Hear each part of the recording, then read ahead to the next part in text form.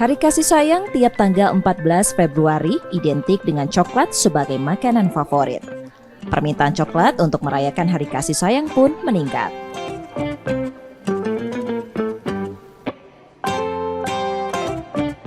Itu bisa dilihat di New Rumah Coklat, salah satu gerai penjualan coklat dan kue di Palembang. Gerai ini menjual aneka coklat dalam berbagai bentuk dan kemasan. Yang terfavorit ialah coklat lollipop. Lollipop ini dibuat dari coklat batangan. Pembuatannya pun cukup mudah. Coklat dipotong, lalu panaskan dengan api sedang sambil diaduk hingga mencair. Siapkan cetakan, lalu beri coklat pasta dan dinginkan sebentar dalam kulkas. Keluarkan kembali cetakan, lalu tuangkan coklat yang sudah cair. Beri tangkai lollipop, lalu dinginkan dalam kulkas hingga mengeras.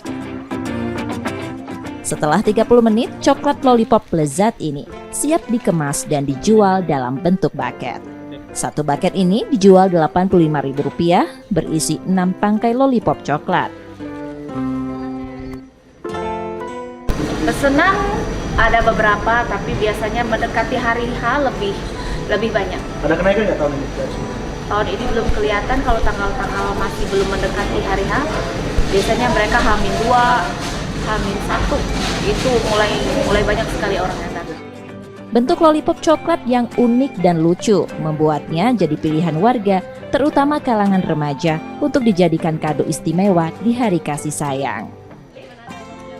Saya memilih coklat ini karena ya bentuknya tuh simple, lucu, kayak mudah, praktis aja gitu. Ya terjangkau. Buat saya sekolah ini harganya terjangkau banget.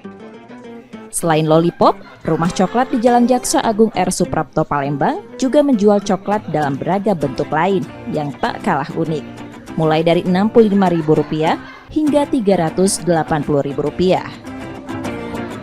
M. Rizky Nurmizan, Kompas TV, Palembang, Sumatera Selatan.